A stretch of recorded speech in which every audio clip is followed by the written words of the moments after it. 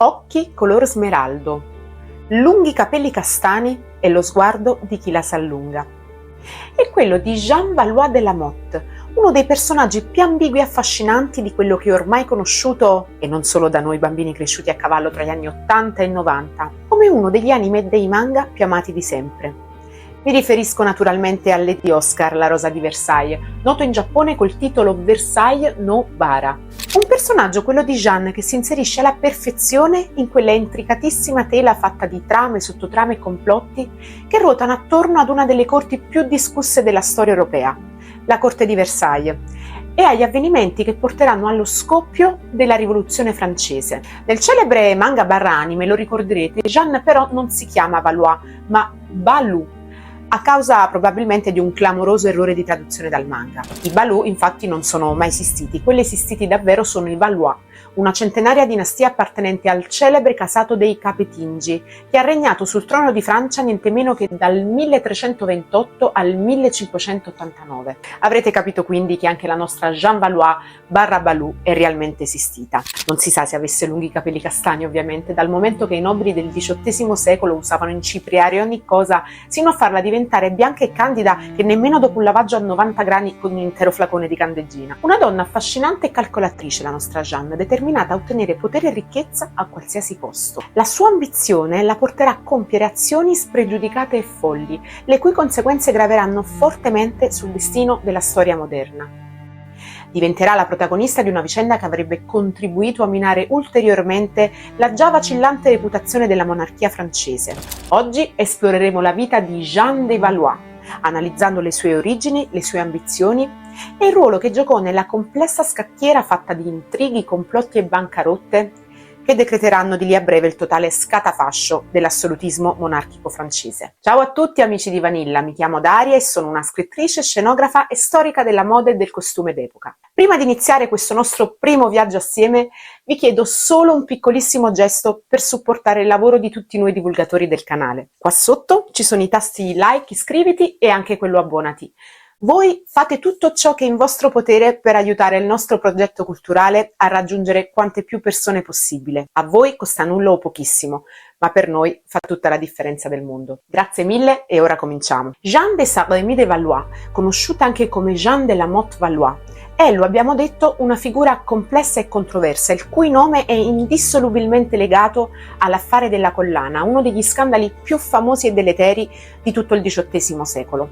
Ma andiamo con ordine. Nasce il 22 luglio del 1756 a Fontaine, un piccolo villaggio nella regione della Champagne-Ardenne, a circa 150 km da Parigi. È figlia legittima di Jacques de Valois-Saint-Rémy, discendente diretto della famiglia reale de Valois attraverso un ramo cadetto, e di Marie Josselle, una donna delle pulizie a servizio di una famiglia aristocratica del paese. Nonostante la nobiltà del suo sangue, Jeanne cresce in povertà a causa della decadenza della sua famiglia, che aveva perso ogni credibilità, titolo e proprietà dopo l'ascesa al trono della dinastia dei Borbone. E questo perché il periodo era coinciso con la fine del ramo diretto che aveva portato all'estinzione della dinastia Valois da parte maschile. Enrico III di Valois muore infatti assassinato e senza eredi nel 1589.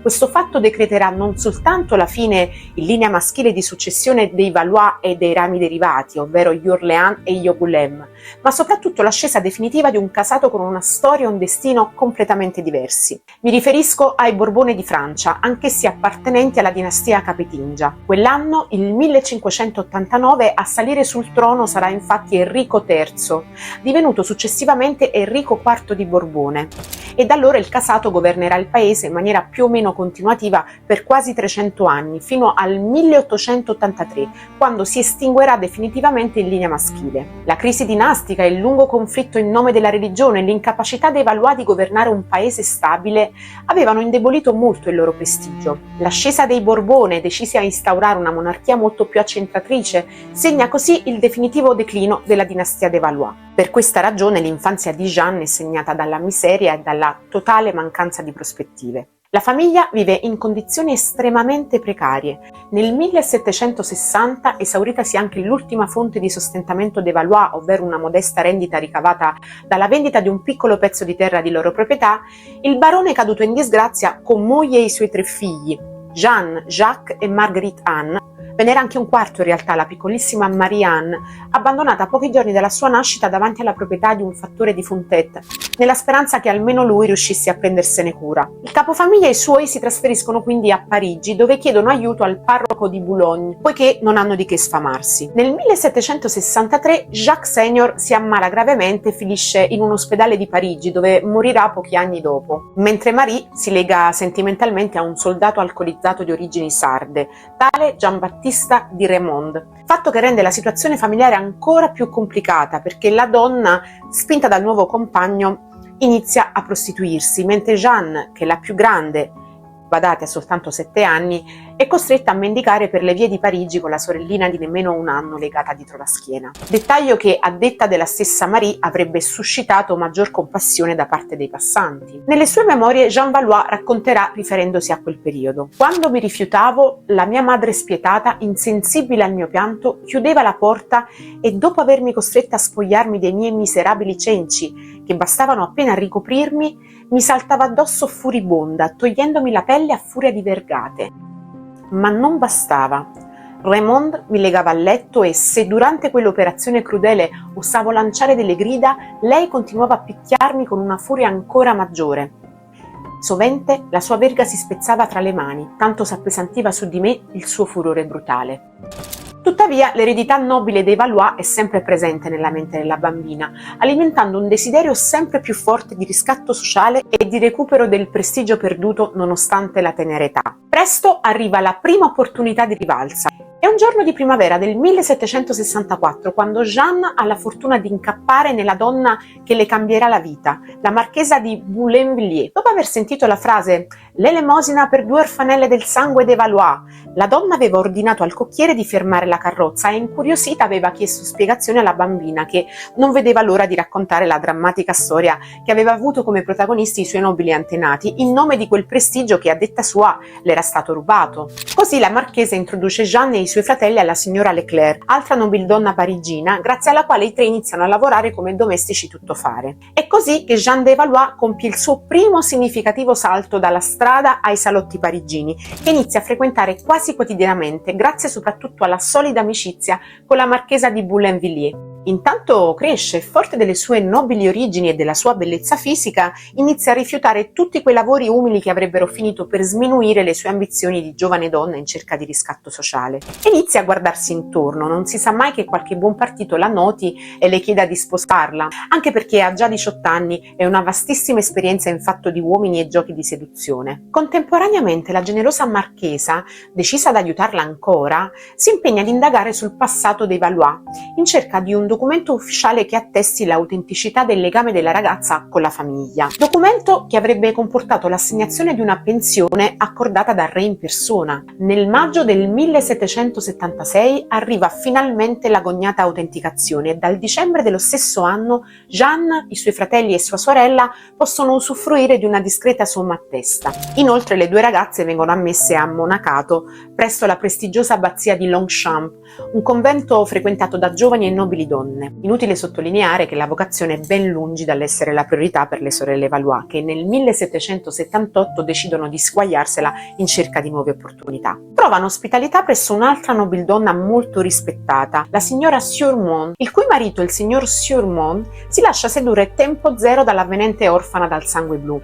facendo rimpiangere alla padrona tutta la generosità messa in atto per togliere dalla strada quelle due povere ragazze. Intanto, tra le amiche della signora Surmont c'è anche una certa contessa de la Motte, che ha un figlio, Nicolas. Chi l'ha conosciuto personalmente l'ha descritto così: non bello di faccia, quanto al resto prometteva. Di quel resto che la signora di Valois fece gran caso. Così, il 6 giugno 1780, Jeanne de Valois e Nicolas de la Motte convolano a nozze nella chiesa di Santa Maria Maddalena di Bar-sur-Aube, anche perché Jeanne è incinta di 2 gemelli che purtroppo moriranno a pochi giorni dalla loro nascita. Per questa ragione, e non solo, l'unione tra i coniugi della Motte non sarà delle più felici, anche perché Nicolas, essendo un ufficiale dell'esercito, è spesso assente per motivi di servizio e Jeanne si ritrova ben presto a dover affrontare da sola le difficoltà economiche in cui versa la sua famiglia e quella di suo marito. Determinata a risollevare la propria condizione, inizia a frequentare i circoli aristocratici parigini, utilizzando il titolo di Contessa de la Motte Valois. soprattutto per guadagnare l'attenzione e la simpatia della nobiltà. La sua bellezza e il suo carisma le permettono di entrare in contatto con personalità prestigiose ed influenti. Nonostante questo, però, Jeanne non riesce a mantenere uno stile di vita adeguato alle sue nuove frequentazioni. Le sue continue difficoltà finanziarie la spingono a cercare soluzioni ancora più drastiche per ottenere la ricchezza e il prestigio che ha sempre sognato. Ed è proprio in questo contesto che maturerà l'idea di sfruttare le sue presunte connessioni nobiliari per mettere in atto una delle truffe più audaci che la storia ricordi. L'affare della collana rappresenta il momento clou della vita di Jeanne de Valois, episodio che segnerà per sempre tutta la sua esistenza e non solo la sua. Per comprendere appieno il contesto in cui si svolge questo assurdo avvenimento è necessario sottolineare le gravi condizioni in cui verte la monarchia francese alla fine del XVIII secolo. La popolazione è esasperata dalle crescenti disuguaglianze sociali, dalle tasse oppressive e dalla corruzione della corte. E l'austriaca, così come il popolo usa apostrofare in modo non proprio affettuoso la regina Maria Antonietta, è nel mirino già da diversi anni a causa del suo stile di vita sontuoso e del palese disinteresse nei confronti delle difficoltà in cui vive la povera gente. È il 1784 e Jeanne viene a conoscenza di una preziosa collana di diamanti realizzata dai noti gioiellieri Baumer e Bassange, commissionata originariamente da Luigi XV per la sua amante dell'epoca, Madame du Barry. Una cosina discreta. 647 diamanti di eccezionale purezza e di diverso taglio montati su una struttura in oro massiccio dal disegno assai complesso per un totale, pensate, di 2842 carati generali. Dopo la morte del re, a causa del suo costo esorbitante, la collana era rimasta invenduta e i gioiellieri, disperati e nel tentativo di recuperare il loro investimento, avevano cercato di rifilarla alla nuova regina Maria Antonietta che, si sa, nemmeno sotto tortura avrebbe rinunciato a un gioiello di tale bellezza e raffinatezza. E invece no, perché persino lei l'aveva rifiutato e per ben 3 volte. Ed ecco che l'astuta Jeanne fiuta immediatamente l'affare. Con l'aiuto di alcuni complici, tra cui il marito Nicolas, che intanto ha capito che a far vita militare non c'è trippa per gatti, elabora un piano diabolico per convincere il cardinale Louis de Rohan, che aveva conosciuto qualche anno prima grazie alla famosa marchesa di Boulainvilliers, che la regina desiderava ardentemente possedere quella collana, solo non poteva acquistarla pubblicamente per paura di essere pesantemente additata come la sfasciafinanze della situazione. Jeanne sa bene che il cardinale è ansioso di riguadagnarsi il favore della regina, poiché, a causa di un incidente diplomatico risalente a qualche anno prima, in cui aveva espresso parole non proprio gentili nei confronti di Maria Teresa d'Austria, madre di Maria Antonietta, la sovrana ce l'aveva a morte con lui e per questa ragione era stato allontanato da Versailles a tempo indeterminato. Jeanne riesce a convincere il cardinale di essere in contatto diretto con Maria Antonietta, che in realtà ha forse intravisto un paio di volte durante le sue lunghe vasche giornaliere nella galleria degli specchi del palazzo di Versailles. In quelle occasioni la Valois aveva tentato in tutti i modi di farsi notare. Prima facendo finta di svenire, poi simulando crisi epilettiche nel tentativo di essere soccorsa dall'entourage della sovrana. Dulcis in fondo era arrivata a fingersi vedova e vittima di un aborto improvviso, convincendo la cognata della regina, Madame Elisabeth, a versarle una discreta somma così da portare la sua pensione da 800 a 1500 livre al mese. Col cardinale di Rohan, però, arriva a fare anche di peggio, falsificando numerose lettere grazie all'aiuto di Marc-Antoine de la Villette, amico e abile contraffattore, e organizzando persino un incontro clandestino fra lui e una donna che avrebbe dovuto interpretare la sovrana nei giardini di Versailles. Questa donna è in realtà una prostituta, anche se incredibilmente somigliante a Maria Antonietta, e si chiama Nicole d'Oliva. Una sera la donna viene avvicinata in un caffè della capitale proprio dal buon Nicolas de la Motte, che le promette un sacco di soldi in cambio di una sua valida interpretazione, grazie alla quale avrebbe dovuto convincere Rohan a fare da intermediario per l'acquisto della collana. Ingannato da questo stratagemma, il cardinale accetta la proposta della finta regina e garantisce per lei coi gioiellieri, accordandosi per la modica cifra di 1.600.000 livre, pagabili in comoderate. Dunque, nel 1784 100.000 livre corrispondono più o meno a 1 milione di euro odierni. Se la matematica non è un'opinione, 1.600.000 livre sono l'equivalente di 16 milioni di euro di oggi, una somma che all'epoca, pensate, avrebbe potuto coprire il costo di una piccola flotta navale. A contratto firmato il prezioso gioiello viene affidato personalmente al cardinale, che lo consegna a Jeanne de la Motte, che avrebbe dovuto consegnarlo a sua volta personalmente alla regina. In realtà, in pochissimi giorni, i coniugi diabolici riescono a smontarla pezzo per pezzo e a rivendere i singoli diamanti ad alcuni commercianti in pietre preziose a Londra, guadagnando quanto non avrebbero mai nemmeno sognato di possedere in tutta la loro vita. Tuttavia il piano comincia a sgretolarsi quando Beaumer, uno dei due gioiellieri, preoccupato per il mancato pagamento della prima rata, va a battere cassa direttamente da Maria Antonietta in persona. Ignara di tutto, la sovrana smentisce categoricamente di aver ordinato la collana, portando definitivamente alla luce la super truffa orchestrata da Jeanne de Valois e suo marito Nicolas de la Motte. Lo scandalo che ne deriva è di proporzioni epiche. Il cardinale di Rohan, segnalato da Beaumer e Bassange, è convocato a Versailles davanti al re e alla regina in persona. Vano è il tentativo di spiegare come sia finito nella rete dei coniugi de la Motte. Viene immediatamente arrestato e processato per direttissima, così come Jeanne, che non fa in tempo a scappare in Inghilterra, dove avrebbe dovuto ricongiungersi al marito Nicolas, che era già lì, ricordate, per piazzare diamanti. A corte tutti accusano il Lamotte e il cardinale di Rohan, ma per i parigini la colpevole è solo una: Maria Antonietta.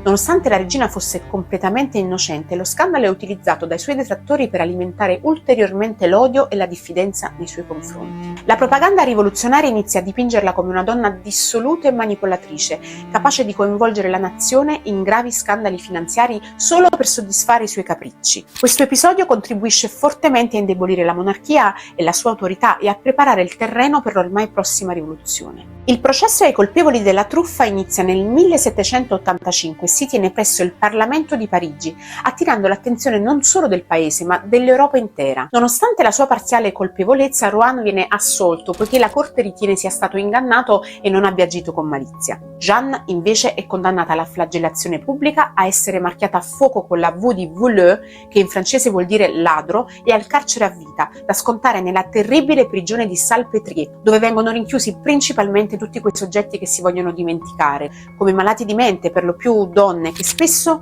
morivano entro pochissimo tempo dal loro ingresso a causa dell'incuria e delle pessime condizioni igieniche in cui erano costretti a vivere. La condanna di Jeanne de Valois rappresenta il primo tentativo da parte della corte di Versailles di proteggere la reputazione della monarchia e di distogliere l'attenzione dal coinvolgimento, anche se involontario, di Maria Antonietta. Tuttavia il danno è ormai fatto e la regina ne esce come una donna frivola e corrotta, simbolo del dispendio e della decadenza dell'antico regime. Nonostante la dura condanna, nel 1787 Jeanne riesce a scappare dalla prigione con l'aiuto di alcuni complici.